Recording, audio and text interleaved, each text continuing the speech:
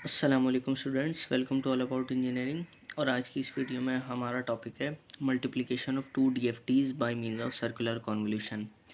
पिछली वीडियो में मैंने जो टॉपिक कवर करवाया था वो था multiplication of two DFTs by means of DFT and IDFT. अच्छा, ये दोनों टॉपिक्स हमारे एक सब टॉपिक्स हैं जो हमारा मेन टॉपिक चल रहा था मल्टीप्लिकेशन ऑफ टू डीएफटीज़ का।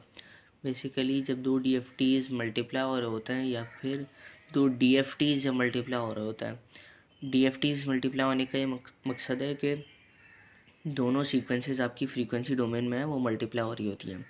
या फिर अगर आप इसकी टाइम डोमेन पिक्चर देखें तो वो होती है कि दो टाइम डोमेन सिग्नल्स आपस में टाइम डोमेन में कॉन्वोल्यूट हो रही होती हैं।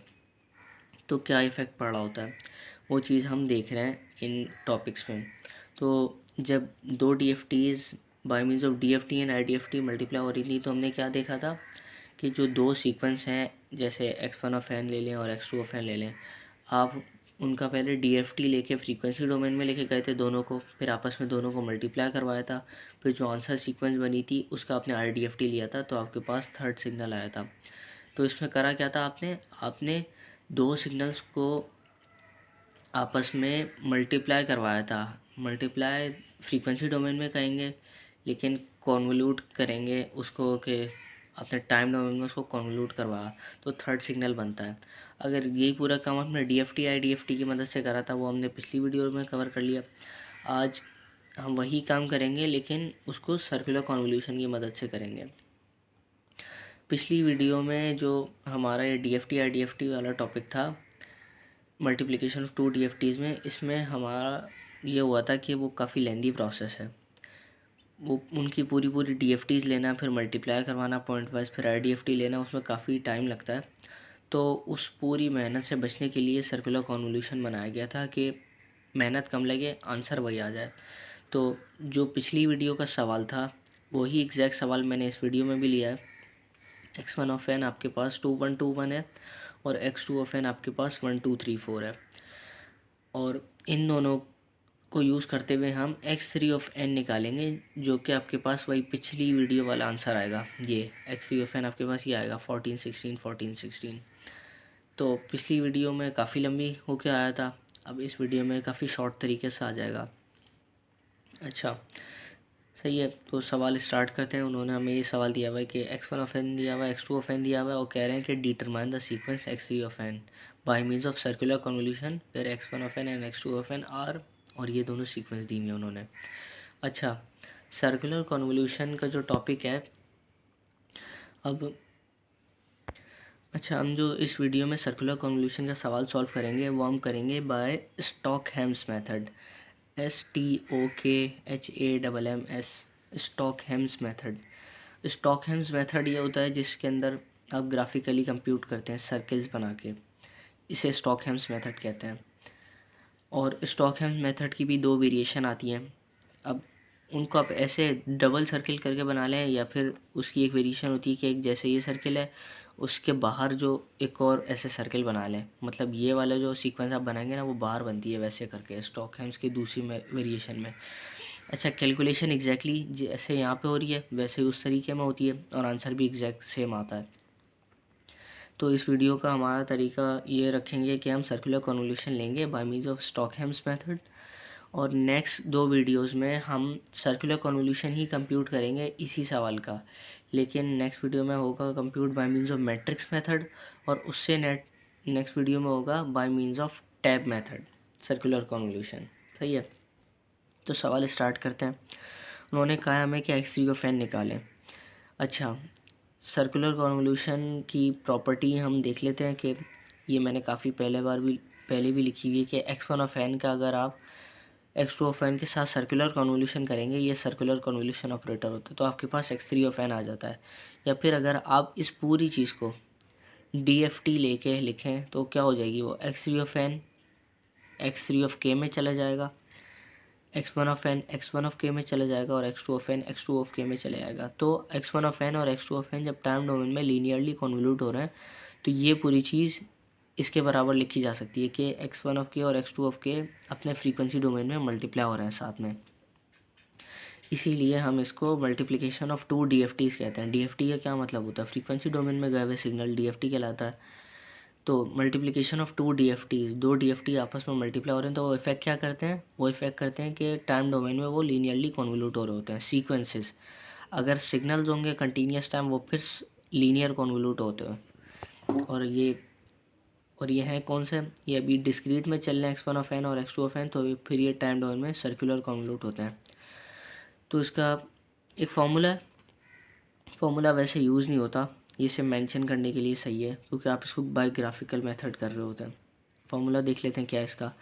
फार्मूला इसका x3 of m is equal to summation n is equal to 0 to capital N minus 1 x1 of n multiplied by x2 of double bracket m minus n और subscript में n। और ये जो सबस्क्रिप्ट में n लिखा हुआ है इसको हम कहते हैं मॉड्यूलो n। सही है। तो इस पूरी चीज़ को पढ़ते ऐसे हैं कि x1 of n multiplied by x2 of m minus n modulo n where range of m is 0 to n minus 1। ये तो फार्मूला हो गया, लेकिन ये काम नहीं आएगा, ग्राफिकल मेथड से करेंगे। तो करना क्या है, आपने जो दोनों सीक्वेंस हैं आपकी, ये x1 ऑफ n और x2 ऑफ n, याद रखें कि x1 ऑफ n आपके पास 2 1 2 1 है और x2 ऑफ n आपके पास 1 2 3 4 है। अब इसे याद रखिएगा। तो अब हम स्टार्ट करते हैं सवाल। ये x1 आपने सबसे पहले दो सर्किल बना लेना है, अगर आपने मेरा वाला तरीका फॉलो करना है। तो आपने दो सर्किल बना लिए, एक सर्किल के अंदर आप x1 ऑफ n लिख दें और दूसरे के अंदर आप x2 ऑफ n लिख दें। अच्छा, x1 ऑफ n के बाहर आपने x1 ऑफ n की सीक्वेंस डालनी है और x2 ऑफ n के बाहर आपने x2 ऑफ n की सीक्वेंस डालनी है। वो कैसे डालेंगे? x1 ऑफ n और x2 ऑफ n दोनों 4 4 पॉइंट की है ना सीक्वेंसेस। तो आपने क्या करना है, सर्किल के उस पे आपने 4 पॉइंट डाल देना है, 1 2 3 4, और इस पर भी 1 2 3 4। अच्छा, x1 ऑफ n जो थी आपके पास सीक्वेंस, वो है 2 1 2 1। तो आपने उसको ऐसे मेंशन करना है कि 2 1 2 1 एंटी क्लॉकवाइज। हमेशा लिख देता हूँ मैं, एंटी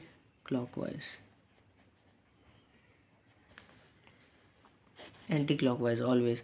सर्कुलर कॉन्वोल्यूशन में आपने जो सीक्वेंस का मेंशन करने का तरीका वो है एंटी क्लॉकवाइज। आपने एंटी क्लॉकवाइज मैनर में मेंशन करनी है सीक्वेंस को। अच्छा, और राइट हैंड साइड से मेंशन करनी है, मतलब राइट हैंड साइड से फिर यूँ चलेंगे ऐसे करके। तो एंटी क्लॉकवाइज मेंशन क्या होगा, 2 1 2 1। और यहाँ पे आपने क्या करना है, x2 ऑफ n में भी यही करना है। x2 ऑफ n की जो सीक्वेंस है वो है 1 2 3 4। तो आपने यहाँ पे भी वगैरह 1 2 3 4 ऐसे लिख दिया। सही है। अब क्या करना है, ये करना है कि x1 ऑफ n को आपने ऐसे ही छोड़ना है, x2 ऑफ n को आपने सबसे पहले रिवर्स कर देना है। x2 ऑफ n को रिवर्स कर देना है का कि ये मतलब है कि आपकी जो सीक्वेंस है ना 1 2 3 4, इसको आपने रिवर्स पढ़ना है। वो क्या हो जाएगी, वो देखते हैं। ये अभी आपने लिखी थी एंटी क्लॉकवाइज डायरेक्शन में, अब आपने इसको क्लॉकवाइज डायरेक्शन में पढ़ना है, लेकिन लिखना एंटी क्लॉकवाइज में ही है। तो यहाँ से अगर आप क्लॉकवाइज में पढ़ेंगे तो वो ऐसे पढ़ेंगे, तो ये हो जाएगा 1 4 3 2। आपने दूसरी सीक्वेंस को क्लॉकवाइज पढ़ना है, लेकिन लिखना एंटी क्लॉकवाइज है। सही है, 1 4 3 2। तो अब क्या करें, एक अदर नया सर्किल बनाएं यहाँ पे और अंदर डाल दें x2 of double bracket minus n modulo 4। इसका ये मतलब है आपकी जो ओरिजिनल सीक्वेंस थी ना, अब उस पर मॉड्यूलो 4 वाला काम कर रहे हैं। और सबसे पहले आपने क्या करा, आपने सीक्वेंस को रिवर्स किया, इसलिए आपने x2 ऑफ माइनस n करा उसको। x2 ऑफ n था, रिवर्स होने के बाद वो x2 ऑफ माइनस n हो गया। और ये जो सबस्क्रिप्ट में 4 चल रहा है डबल ब्रैकेट के साथ, इसका मतलब है कि मॉड्यूलो n फॉलो हो रहा है। तो आपने क्या करा, इसको आपने पढ़ना क्लॉकवाइज है, लेकिन मेंशन यहाँ पे एंटी क्लॉकवाइज करना है। 1 4 3 2, ये मैंने क्लॉकवाइज पढ़ा ना, ऐसे करके 1 4 3 2, और मेंशन करना है एंटी क्लॉकवाइज 1 4 3 2, यूँ करके मेंशन करा। अच्छा, ये हो गया। ये सर्किल्स बाद में बनाइएगा। अब इसी के नीचे आपने जो बनाना है ना, वो ऐसा ही सर्किल बनाना है, अंदर लिखना है जैसे यहाँ पे लिखा हुआ है x2 of double bracket minus n। अब वहाँ पे लिखना है अगले में x2 of double bracket 1 minus n। ये एक तरीके से ना 0 माइनस n लिखा हुआ है, 0 माइनस n लिख दें वो भी सही है, या फिर डायरेक्टली माइनस n लिख दें, कोई मसला नहीं है। ये 0 माइनस n वाला केस हो गया। इसके नीचे आप बनाए 1 माइनस n वाला केस, 1 माइनस n और डबल ब्रैकेट मॉड्यूलो 4 x2 करके। सही है। अब क्या करना है, अब आपने ये जो सीक्वेंस है उसको ना एक बार ऐसे घुमा देना है, ऐसे यूँ करके, वो जैसे यूँ सीक्वेंस लिखी हुई है ना, तो आपने एक बार उसको एक पॉइंट ऐसे घुमा देना है। तो ये 1 4 3 2 है ना, तो अगर आप इस पॉइंट को यहाँ ले जाएं, इस वाले को यहाँ ले आएँ, इस वाले को यहाँ ले आएँ और इस वाले को यहाँ ले आएँ, तो क्या होगा, अब आप सीक्वेंस को यूँ पढ़ लें, हो जाएगी 2 1 4 3। एक बार ऐसे घुमाएंगे तो 2 यहाँ पे आ जाएगा, 1 यहाँ पे आ जाएगा, 4 जो है वो यहाँ पे आ जाएगा और 3 यहाँ पे आ जाएगा। तो उसको आप ऐसे पढ़ेंगे 2 1 4 3, मेंशन कर लें 2 1 4 3, 2 यहाँ पे आ गया।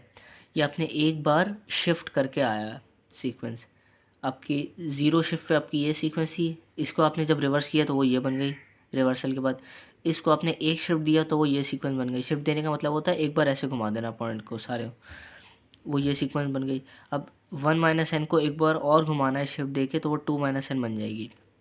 तो क्या करेंगे, इसको एक बार और ऐसे घुमाएंगे तो हो जाएगा 3 2 1 4। 3 को यहाँ ले आए, 2 को यहाँ ले आए, 1 को यहाँ ले आए और 4 को यहाँ ले आए, तो हो जाएगी 3 2 1 4, 3 2 1 4 हो गई। अच्छा जी, 2 माइनस एन मॉड्यूलो 4 वाला भी काम हो गया। अब क्या करना है, अब आपने इसको एक और बार घुमाना है, इस सीक्वेंस को एक और बार ऐसे घुमा दें तो हो जाएगी 4 3 2 1, 4 3 2 1 हो गई। अच्छा, अब x2 ऑफ 3 माइनस एन पे रुक गए। 3 माइनस एन पे क्यों रुके, क्योंकि आपके पास m की जो रेंज है ना वो होती है n माइनस वन। ये देखें m की जो रेंज है वो है 0 से लेकर m minus one, n minus one. n की वैल्यू क्या है, यहाँ पे आपके पास 4 पॉइंट के सीक्वेंस है ना, तो आप n की वैल्यू 4 डालेंगे, n की वैल्यू 4 डालेंगे तो n माइनस वन 3 हो जाएगी। तो m की वैल्यू जाएगी 0 1 2 3, m की वैल्यू 0, फिर m की वैल्यू 1, m की वैल्यू 2 और m की वैल्यू 3, ये 4 हो गया ना टोटल। और क्या निकलता था, x3 ऑफ m निकलता था। तो यहाँ पे m की वैल्यू 0 है, सही है। ये देखें फॉर्मूले में आता है x2 of m minus N modulo 4।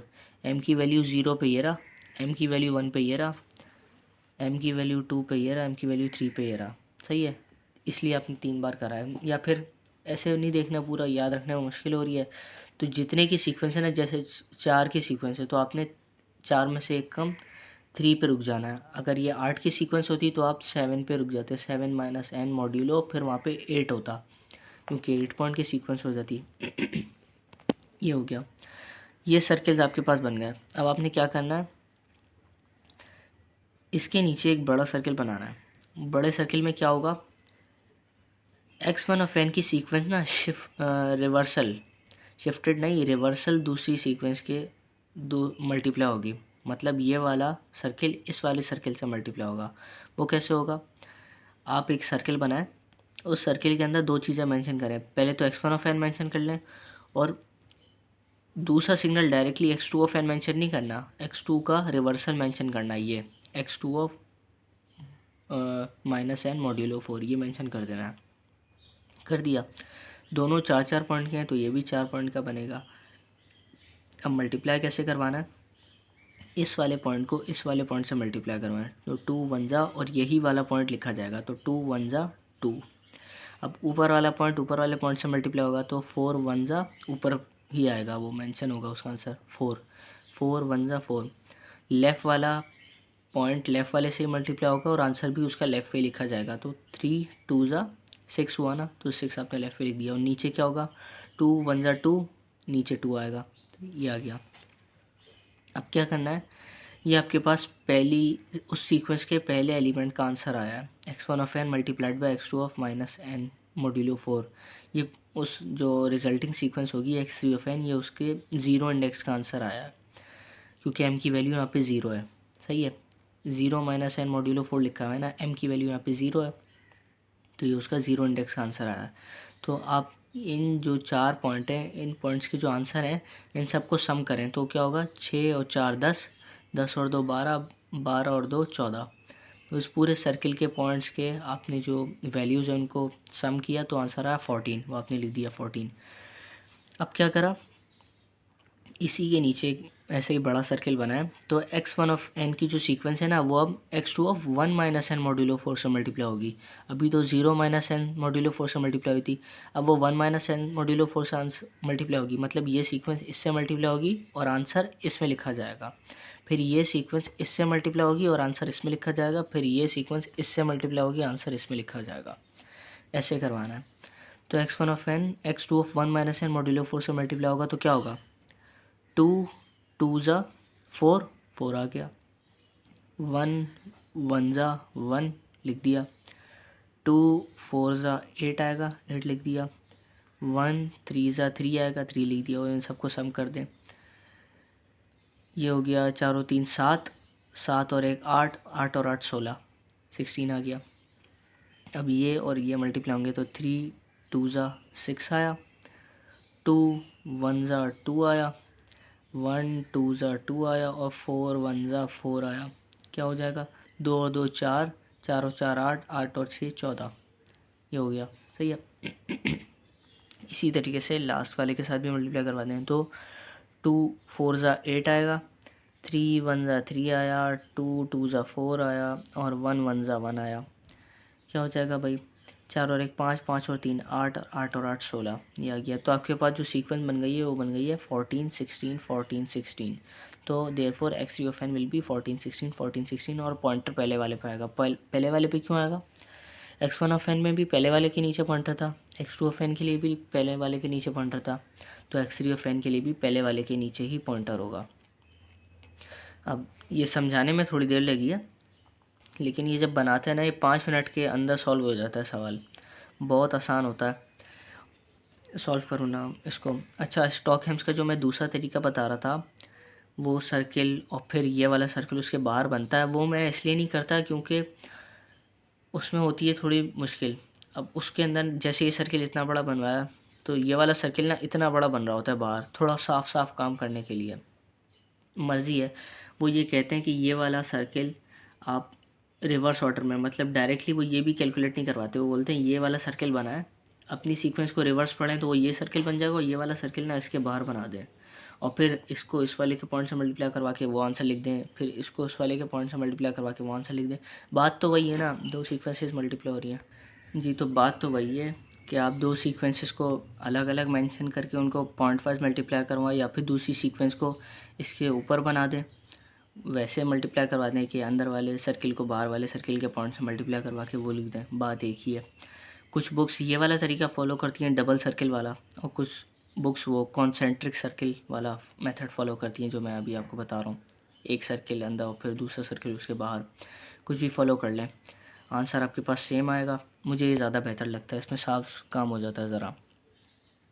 अच्छा, ये हो गया आज की वीडियो का टॉपिक। नेक्स्ट वीडियो में इंशाल्लाह मैं कवर करूँगा circular convolution by matrix method. ठीक है, ये वीडियो थी आज की। अगर आपको आज की वीडियो अच्छी लगी हो तो लाइक करें, शेयर करें, चैनल को सब्सक्राइब करें और दोस्तों के साथ वीडियोस को शेयर करें और सब्सक्राइब ज़रूर कर दें। जज़ाकल्लाह।